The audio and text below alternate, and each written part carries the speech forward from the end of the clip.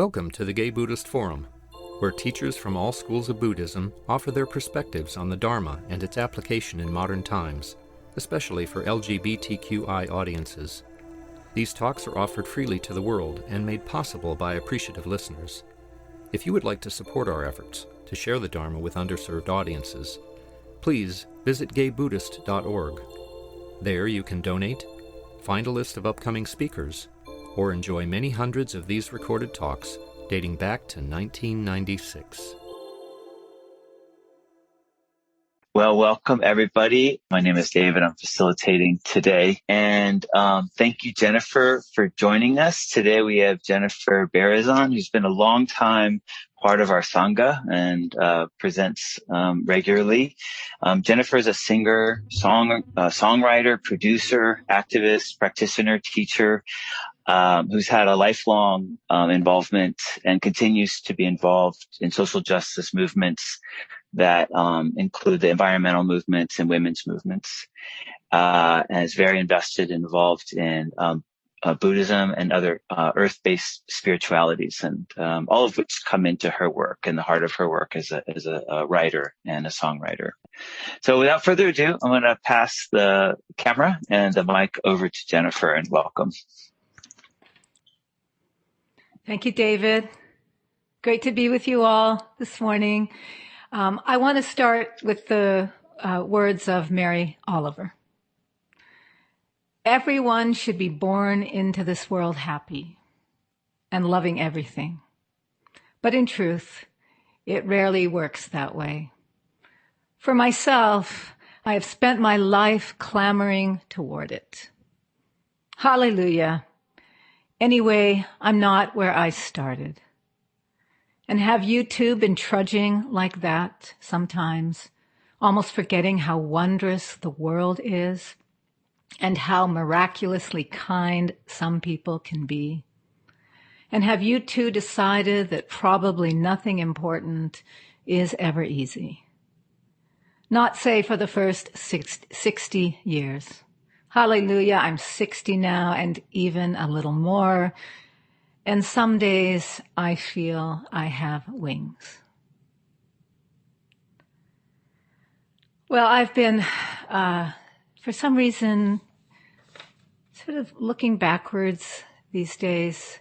Maybe it's this strange feeling that time has stopped and we're in this kind of limbo. You know, we were in a year of really being stopped, and then we sort of have these starts, and they're kind of false starts, and then we get going again. And the sense of time for me, and maybe for you too, has changed a lot. And but I really am so happy to be with you all today, and I wish we were here together. I wish I was with you in person. I have so many fond memories of meeting with you in San Francisco on Sunday morning, stopping, getting my coffee and coming in and seeing your beautiful faces. So I look forward to that moment when we get to do that again.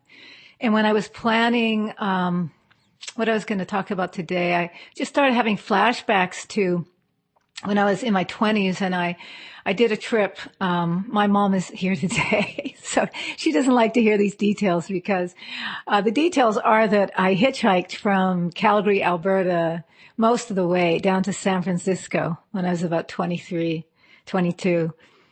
And I remember I stayed at the youth hostel at Fort Mason with a couple friends, and we walked all over the city. And I remember it was at a time in my life where I was just starting to come out to myself and just in general. So it was a very important time. And I remember walking down Polk Street and seeing gay bars with all these beautiful, amazing men in them, and being just sort of thrilled and kind of too frightened to walk inside. But who would have thought at that moment if someone had told me that I would be sitting here with you all today and then gathering with you in an ongoing way. So I just wanted to share that memory. It's amazing. I know we all have those. If we look back at our lives, you know, they're quite magnificent, really, the stories and the trajectories. And today I wanted to focus on, I was thinking about what to focus on, and I want to focus on this process of coming home. That our practice can be a path to coming back home, returning to our really our own deepest sense of self. And through this practice of presence, or what we might call awareness, mindfulness.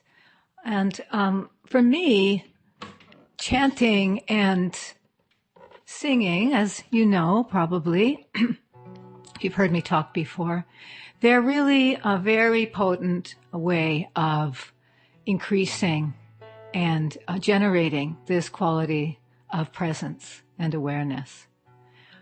Because especially I find when I'm in any way agitated in the mind or the body, it can be hard for me to sit in silence, especially on my own. And so if I sit down and I put on some music and I chant along or sing along, it can be a really very powerful way of quieting the mind quite quickly, just because of the vibration that gets created and the resonance. And that is why chanting has been part of Dharma practice pretty much forever in all countries and all traditions, even though it got left out in some of the traditions in the West when Buddhism came here. So let's begin with this beautiful chant by Thich Nhat Hanh. I'm going to put on these giant headphones, pardon the sound, because I can hear myself when I sing much better, and sort of monitor what I'm doing. And I'm going to turn on some reverb because it's going to sound better. But words of Thich Nhat Hanh, beloved teacher of mine and so many of us, still living, kind of amazing. In breath, out breath, deep breath, slow breath. Let's just say that. In breath, out breath, deep breath, slow breath. So when we're together in person, of course, I can tell if you're like joining me, but I'm going to put you on gallery view and then I can really tell, okay? So we'd love it if you just, speak along, sing along. In breath, out breath, deep breath, slow breath, calm breath, ease breath, smile breath, release breath. Calm breath, ease breath, smile breath, release breath. And then the phrase, present moment, wonderful moment. Present moment, wonderful moment. And I used to do a lot of retreats with Thich Nhat Hanh. Many of his followers call him Thai. And he had this lovely teaching about different states of mind. He called them either positive, sort of challenging or negative in terms of how we think about them, or like with more suffering in them, or neutral. And he talked about how a neutral state of mind, when you apply mindfulness, can quite easily turn into a positive state of mind, which means a sense of more equanimity and well-being. So you might want to just check right now, like, what is your mind doing? Are you kind of in a more sense of feeling of just sort of ease and well-being and presence? Or is there something stressed there and anxious or distracted or maybe numb? Or is it more neutral, where it's just like, just kind of, maybe numb is a little bit neutral. And so when we apply the mindfulness and this sense of presence and these practices like chanting, it's a way then that we can sort of transmute those states and transform them. And for most of our lives, we do find ourselves in pretty neutral states of mind if you think about it, especially if you're not under great stress. There are many neutral moments. So let's chant together and really just, really invite in that capacity to experience more well-being, more peace of mind.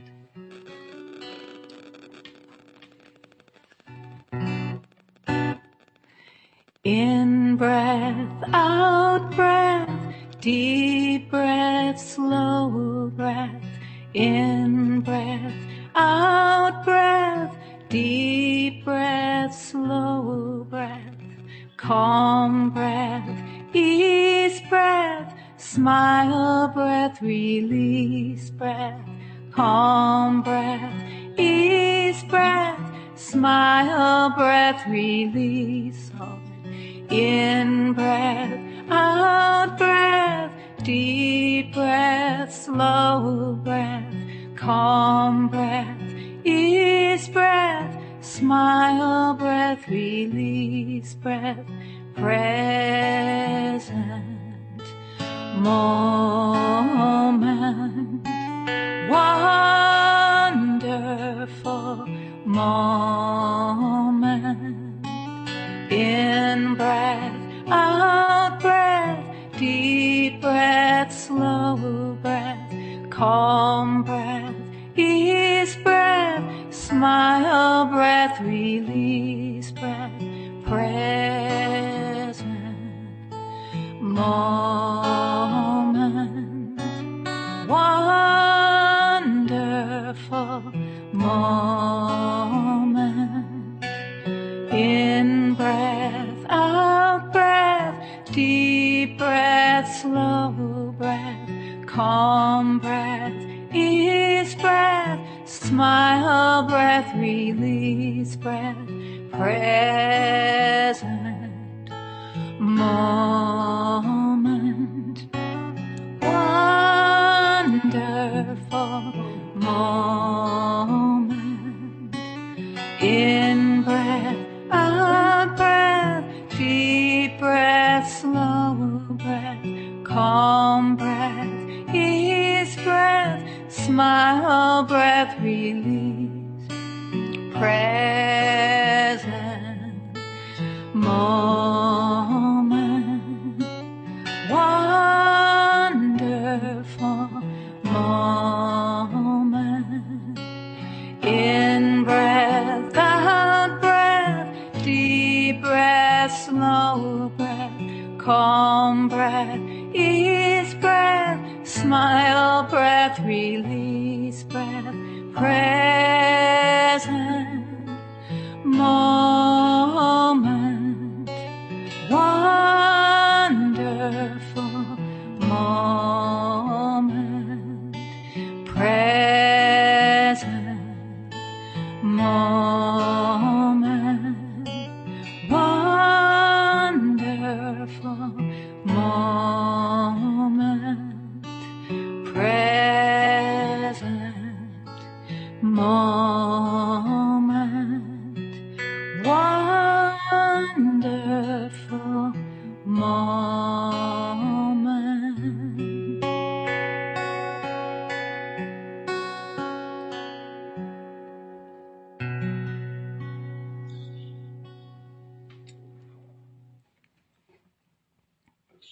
So Ajahn Chah, wonderful Thai teacher, calls this present moment, this resting in awareness, as resting in the one who knows.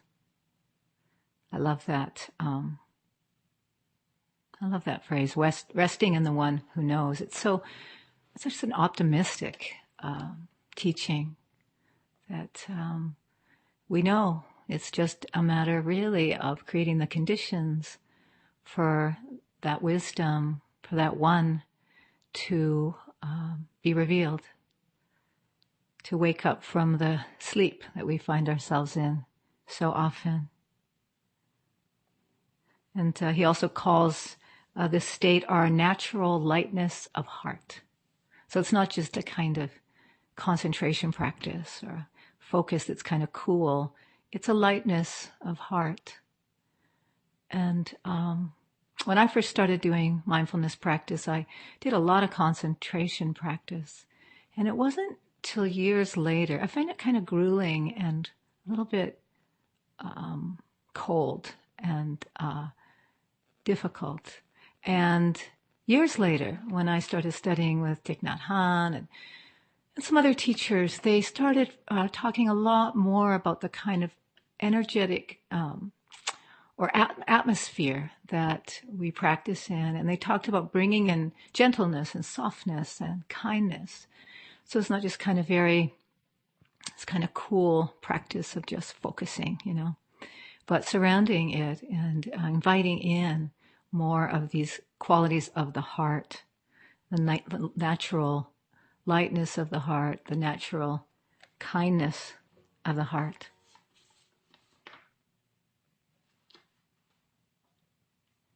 And Jack Kornfield says, this is not an ideal or a distant experience. It is always immediate, ever-present, liberating. It becomes the resting place of the wise heart. And the Buddha said, O nobly born, remember the pure open sky of your own true nature. Return to it. Trust it. It is home. It's coming back home. And there's so many different practices of awareness. Some are very more focused and concentrated, and some are very sky-like and open, or you just really expand your mind, and there are more absorption practices. And there's a whole variety in between. And there are so many meditation teachers teaching. The real good ones can help guide in these different approaches. And for different times in our lives, different ones are more appropriate, or different moments. So I want to do a chant that really is much more of the kind of like sky-like mind of focus of awareness, that is really about opening to this nature of our this natural mind that is so often described as like the sky, where it's free from conditioned thinking, from limitations, from all the ways that we label things. And the mantra I want to do with you is a very, we all know it, gate gate, paragate, parasamgate, bodhisvaha. I love this mantra because it's got a lot of energy in it. And, the translation is gone beyond the beyond. And then it ends with like a big, like, alleluia, or so may it be, or yes. It's a celebration. When I first was introduced to this teaching, it was back in university, and I had a very kind of almost a sadistic professor in my Buddhist studies class. And he liked to use these teachings to kind of rile us up and scare us. And this teaching of gone beyond, everything leaving, going. And in my 20s, I didn't like hearing about that very much. But then I started to understand deeper what it meant. It means going beyond our limited understanding. It's going beyond the ways that we see things, the particular kind of conditioned responses to things and ways of looking that get us in trouble. So it's very much a teaching about liberation. And it's the last line of the Heart Sutra, that wonderful, very kind of almost strange sutra that really ends up kind of leaving, if you chant it a lot, you're kind of left with this feeling of just what is, and just this kind of pure awareness. It's not disembodied, though. It's not like some people, I think, get confused, and they think this pure awareness is leaving the body, transcending, spacing out.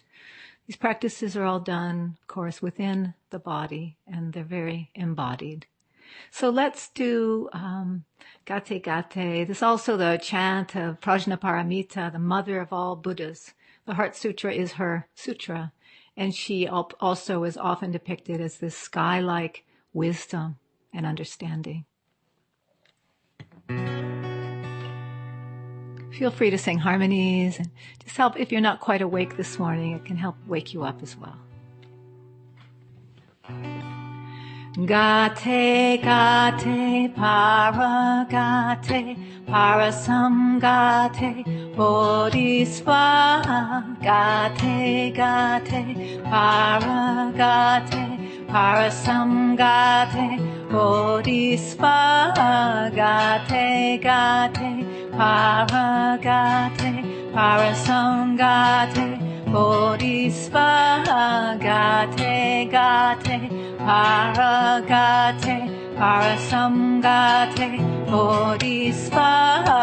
Gate gate paragate parasamgate Bodhisvaha Gate Gate Paragate Parasamgate Bodhisvaha Gate Gate Paragate Parasamgate Bodhisvaha Gate Gate Paragate Parasamgate Bodhisvaha Gate Gate Paragate Parasamgate Bodhisvaha Gate Gate Paragate Parasamgate Bodhisvaha Gate Gate Paragate Parasamgate Bodhisvaha Gate Gate Paragate Parasamgate Bodhisvaha Gate Gate Paragate Parasamgate Bodhisvaha Gate Gate Paragate Parasamgate Bodhisvaha Gate Gate Paragate Parasamgate Bodhisvaha Gate Gate Paragate Parasamgate Bodhisvaha Gate Gate Paragate Parasamgate Bodhisvaha Gate Gate Paragate Parasamgate Bodhisvaha Gate Gate Paragate Parasamgate Bodhisvaha Gate Gate Paragate Parasamgate Bodhisvaha Gate Gate Paragate Parasamgate Bodhisvaha.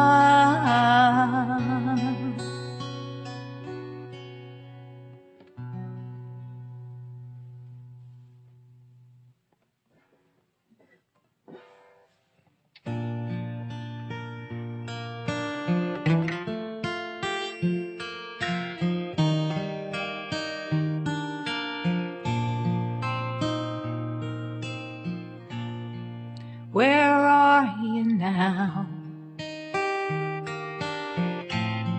I've come to find you, to wake you slowly, gently remind you, a ringing bell, a flickering light, growing brighter in the night. One breath at a time. One breath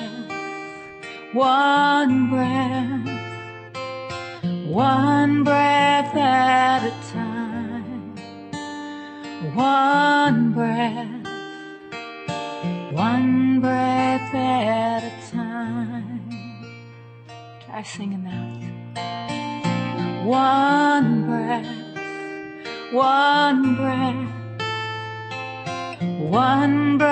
at a time.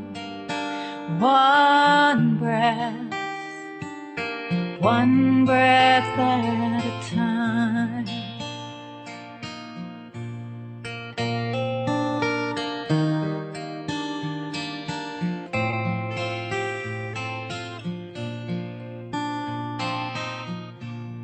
When you are lost on the rocky sea, battered by the rising tide, I'll be the light to guide you home. me to the other side. One breath at a time. One breath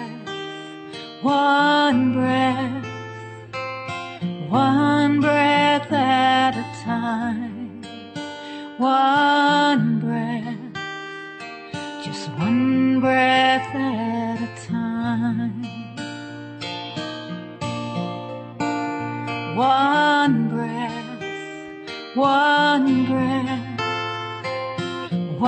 breath at a time. One breath at a time.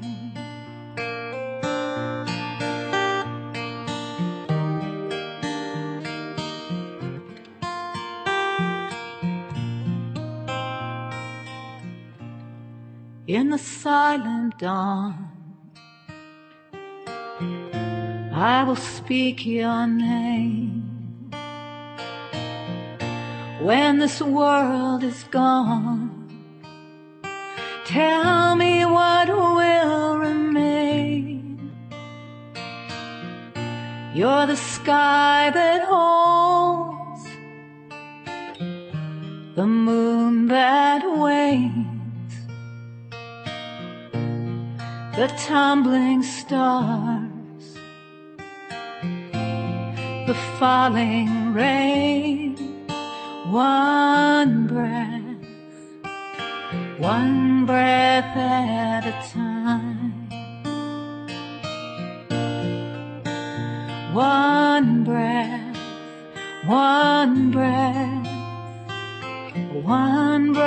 at a time. One breath at a time.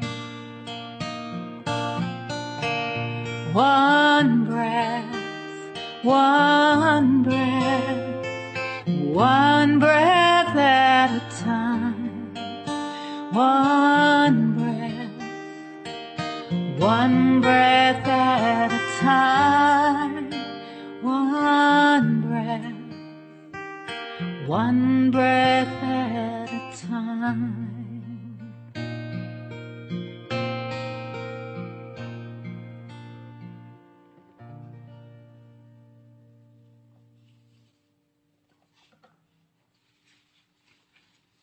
It's a poem by Bruein. 10,000 flowers in spring, the moon in autumn, a cool breeze in summer, snow in winter. If your mind isn't clouded by unnecessary things, this is the best season of your life.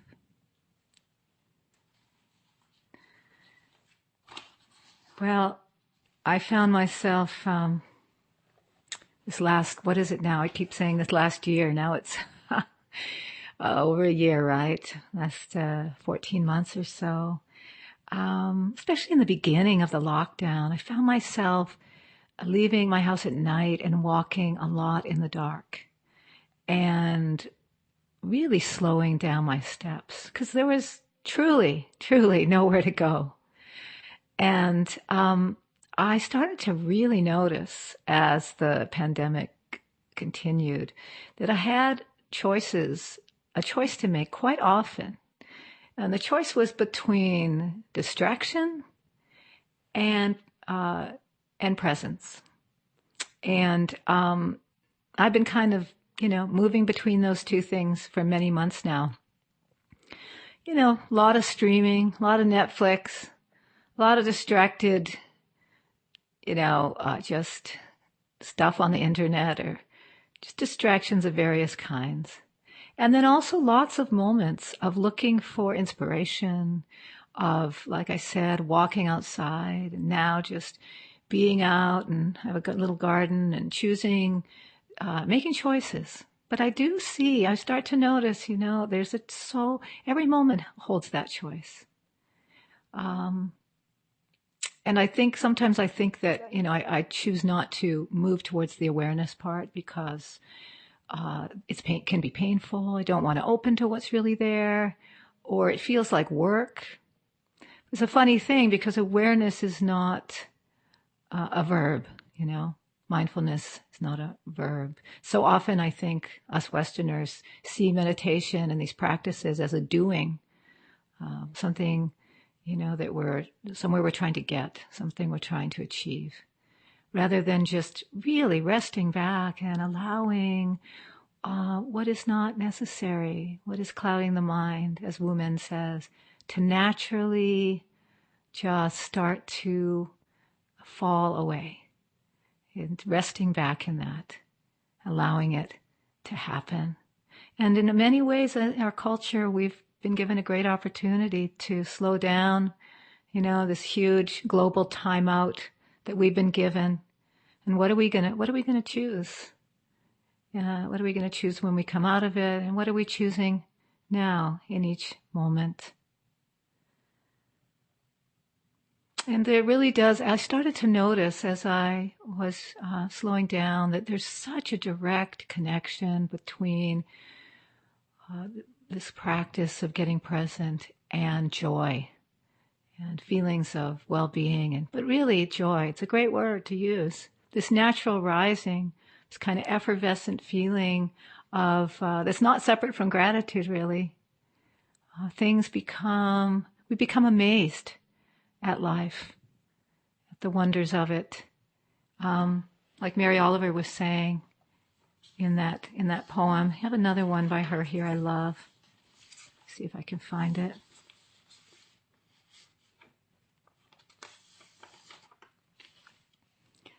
Every day I see or hear something that more or less kills me with delight, that leaves me like a needle in the haystack of light. It was what I was born for, to look, to listen, to lose myself inside this soft world, to instruct myself over and over in joy and acclamation. Nor am I talking about the exceptional, the fearful, the dreadful, the very extravagant, but of the ordinary, the common, the very drab, the daily presentations. Oh, good scholar, I say to myself, how can you help but grow wise with such teachings as these? The untrimmable light of the world, the oceans shine. And I'm missing the last line. So that's going to be your homework. It's her poem, Mindful. The prayers that are made of something. You could fill it in, but I only have the first page here. The untrimmable light of the world, the ocean shine. Mindful by Mary Oliver. And I want to sing in that spirit, beautiful song by a songwriter named Linda Hirshhorn. It's just really a reminder to open to this amazement through the practice of quieting the mind, this practice of presence, this practice of awareness that is really centered in the heart.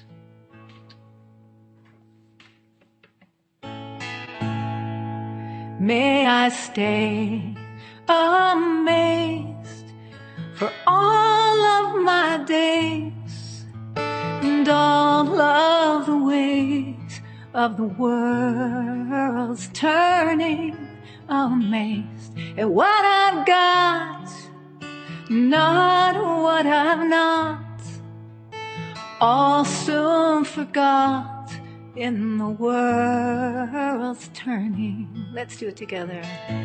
May I stay amazed for all of my days and all of the ways of the world's turning, amazed at what I've got, not what I've not, all soon forgot in the world's turning. May I stay amazed, sing it out, for all of my days and all of the ways of the world's turning, amazed at what I've got, not what I've not, all soon forgot in the world's turning. May I stay amazed for all of my days and all of the ways of the world's turning, amazed at what I've got, not what I've not, all soon forgot in the world's turning. Once more, may I stay amazed for all of my days and all of the ways of the world's turning, amazed at what I got, not what I'm not, all soon forgot in the world's turning, all soon forgot in the world's turning.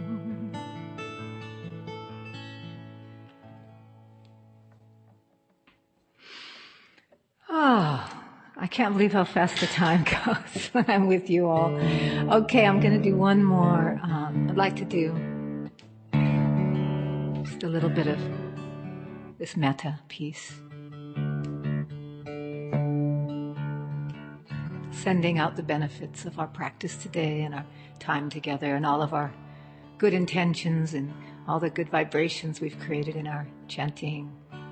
Sending it out to ourselves and our communities and the whole world.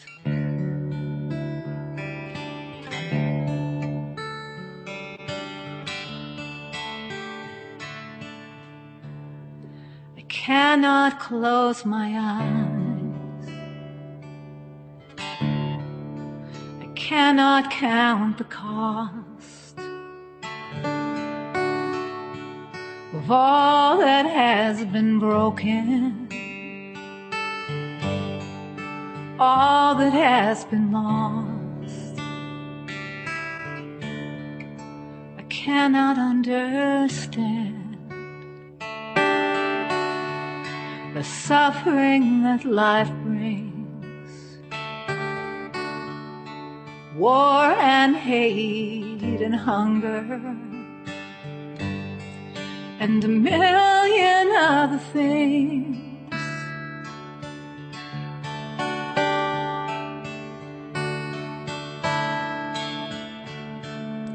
When I've done all that I can, and I try to do my part, let sorrow be the doorway into an open heart, and the light on the hills is full of mercy. The wind in the trees, it comes to save me. This silence, it will never desert me. I long to hold the whole world in these arms. May all beings be happy. May all beings be safe. May all beings everywhere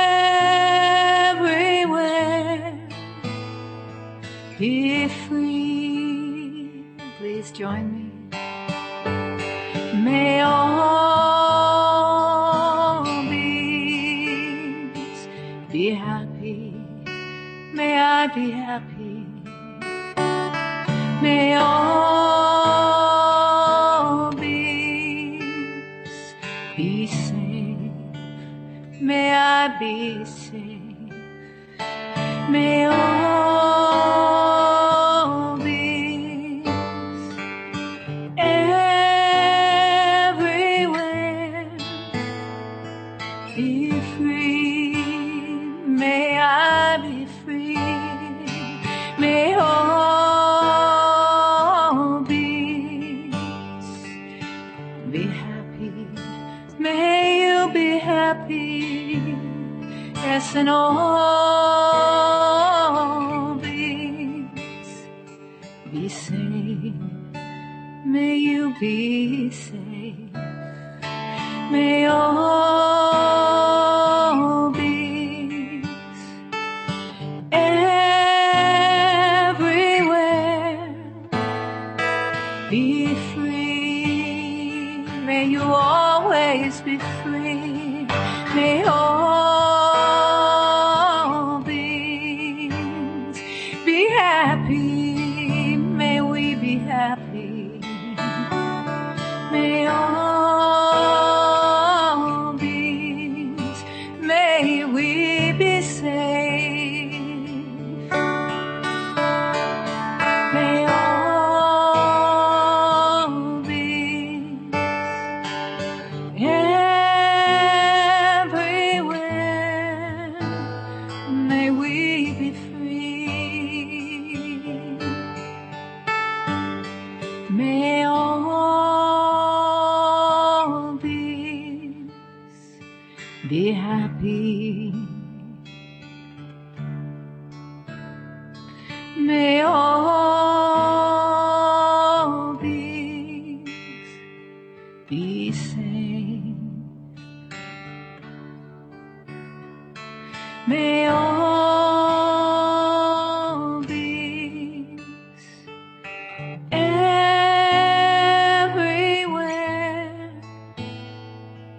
be free.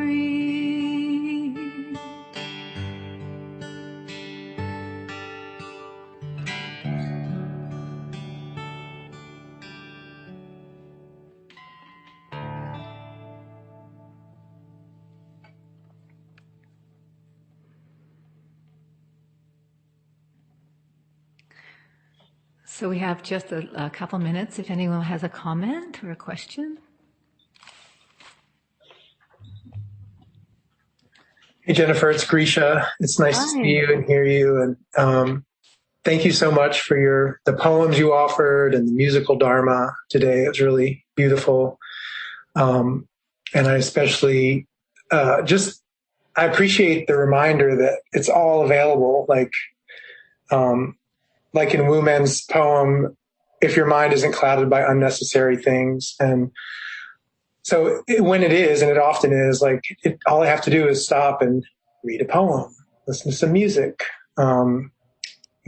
chant, do something to come back to happiness. I even have a book called 14,000 Things to Be Happy About. All I have to do is like open it up and read it. And anyway, it was really a great reminder. And I had to have knee surgery, so I'm wearing this Eiffel Tower, I'm calling it, brace on my leg. And after coming out of COVID finally and starting to be active, I was knocked back on my butt. And so I'm just sitting here ruminating about things, and my mind is clouded by unnecessary things. And I just need that reminder to stop and do something wholesome, something self-loving, something with goodness. And, like instead of hitting, like I did the other night, going to Netflix and hitting The Queen's Gambit and hitting on that for 6 hours. It's like, that was not the wholesome thing I needed. But anyway, so thanks for the reminder and thanks for your Dharma. Appreciate it. Can't wait to see you in person again one day on Berkeley. Thanks, Grisha. And I have to say, I love your green wall. Oh my gosh. And the paintings. That's one benefit of Zoom. You get to a sneak peek into everybody's rooms. Anybody else? Hi, Jennifer. This is Jeff. I just want to thank you for your statement. Awareness is not a verb. it's a state of being. I really appreciated that. Yeah. Thanks, Jeff. Jennifer, it's always so great to have you. I always find myself, whether you're with us in person or here, alternately on the verge of tears and on the verge of great joy, So it's like a great cleansing. Thank you. Thanks so much, Thomas.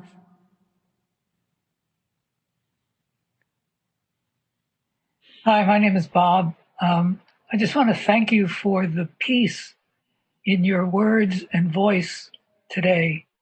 It served as a wonderful contrast.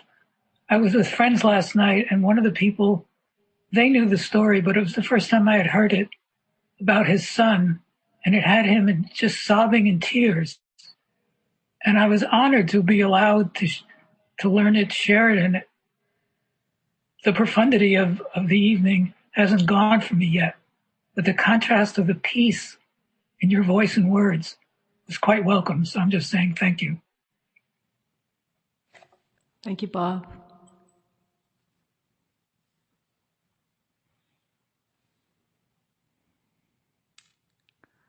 Well, thanks, everybody. And David, do we have announcements now? Yeah, thank you so much, Jenna, for being with us and for your sharings afterwards.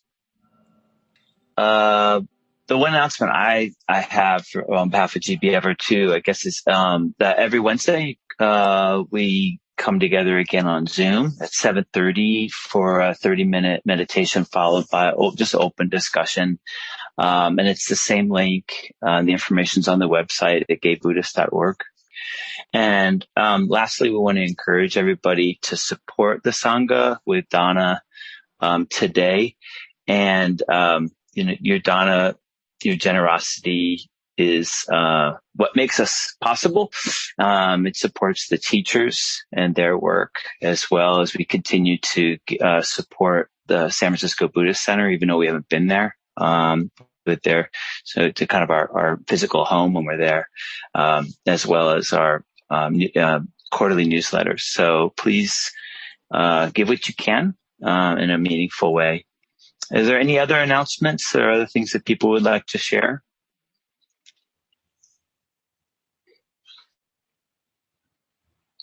Okay. Well, without further ado, so I'd like to take this moment just to dedicate the merit for our time together. Any merit that's been accumulated, we dedicate it to the benefit of all beings. May all beings be happy. May all beings be free from suffering. May all beings never be without the supreme bliss, which is free from all suffering. And may all beings live in a great equanimity, which is free from all attachment and aversion, believing in the equality of all that lives.